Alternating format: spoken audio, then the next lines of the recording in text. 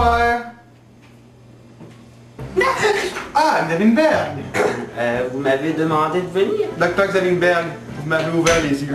Vous avez trouvé une solution au problème qu'on a discuté hier? Oui, grâce à cette idée, je vais me rendre trop populaire et augmenter le nombre de personnes qui pourraient voter pour moi. Et en quoi consiste cette idée? Donner de l'argent à une œuvre de charité? Faire un voyage au tiers-monde? Non, faire de la mélasse. Les mélasses du maire Higgins. De la mélasse? Vous savez comment on fait? Ben non, mais ça doit pas être si compliqué que ça. Tant qu'on a la couleur et la texture, on est en business.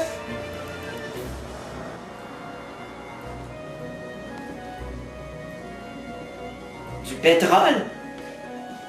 Vous avez mis du pétrole dans votre mélasse? Ça pourrait pas être un peu toxique? Pas si on met de l'imodium tout imité avec ça. Ça sent bon. Vous voulez lécher la cuillère?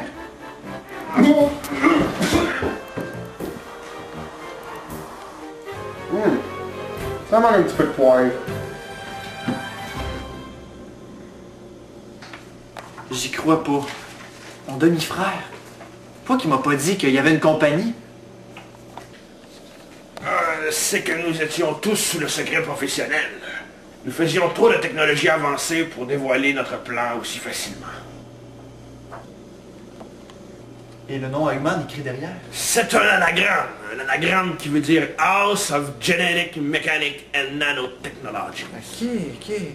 Mais ce que je comprends pas, c'est pourquoi cette personne-là est sur la photo? Ah, tu veux sans doute parler de cette ravissante jeune demoiselle. C'est une de mes collègues. Non, je parle pas d'elle, là. Je parle du 2 de pique. Comment ça se fait qu'il est en lien avec mon demi-frère? Ah, non, il a pas toujours été comme ça. Ça paraît que tu connais pas toute l'histoire. Je vous écoute. Avant, je veux certaines petites affaires, comme l'intro. C'est mon histoire, fait que c'est mon intro.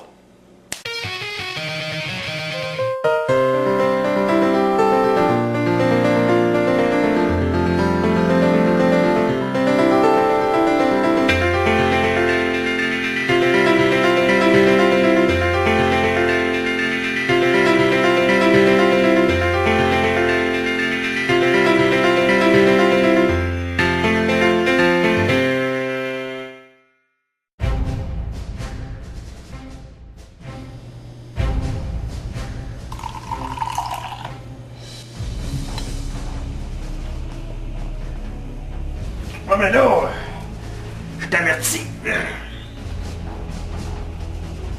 cette histoire-là, faut qu'elle reste secrète. Parce que dans le temps, si on en parlait, on risquait de perdre nos tibias. Oh, ça date d'au moins 17 ans. Avant même qu'Ogman et Luke Boy soient nés. Moi, je vais tout te conter ça. C'était dans mon jeune temps. J'étais si fringant, si jeune et si intelligent. Je le suis encore. Je venais d'être gradué dans un nouveau domaine, la technologie. Je travaillais avec une splendide collègue. Son nom était Sally Diamond. Elle était si jolie. Cette fille était toujours si fonceuse, souriante. Ah, quelle femme. On peut épargner les détails, s'il vous plaît? Ah, pardon.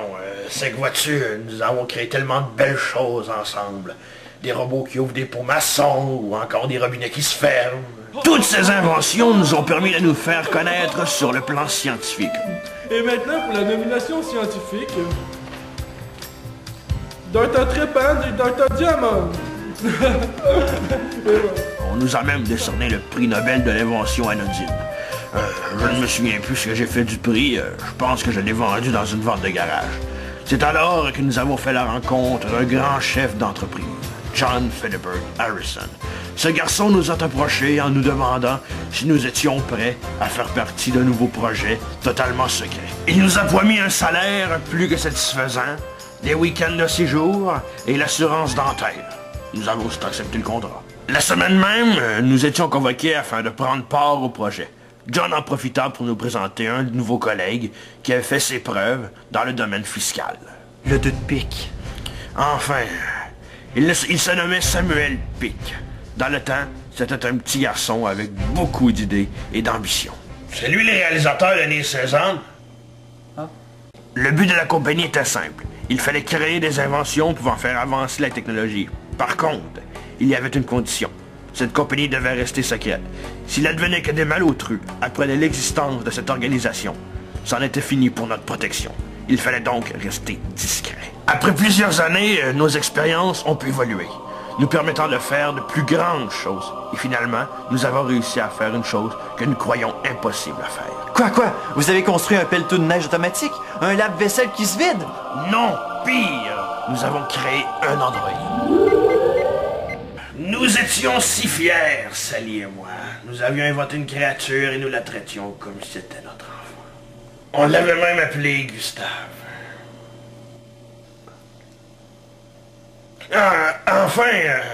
Nous avons fait part de notre invention à Samuel. Celui-ci semblait si ravi de cette invention. Nos intentions envers cette création étaient de la programmer afin qu'elle accomplisse des tâches ménagères telles que la balayeuse, le balai, le ramassage de la litière et le ramonage de cheminée. Par contre, ce n'était pas l'avis de tout le monde. Samuel Pic avait une autre vision des choses. Il nous a donc suggéré de programmer les androïdes afin d'en faire des guerriers pour le pays. Idée qui ne nous enchantait guère. Heureusement, cette idée fut rejetée par le conseil avec 3 votes. Un vote donc majoritaire. Donc, ça doit être dans le moment où Samuel Pic est viré fou. Oh, c'est qui raconte l'histoire, ça? Non.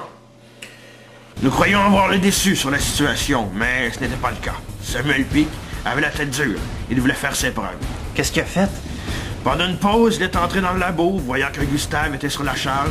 Il en a profité pour lui implanter une puce de son invention. Cette puce allait augmenter son agressivité, sa dextérité et sa force, le rapprochant le plus possible d'une machine à tuer. Et c'est là que l'histoire s'est gâtée. Gustave n'était plus le même. Il fonçait sur tout ce qui bougeait. Il prenait tout pour un danger.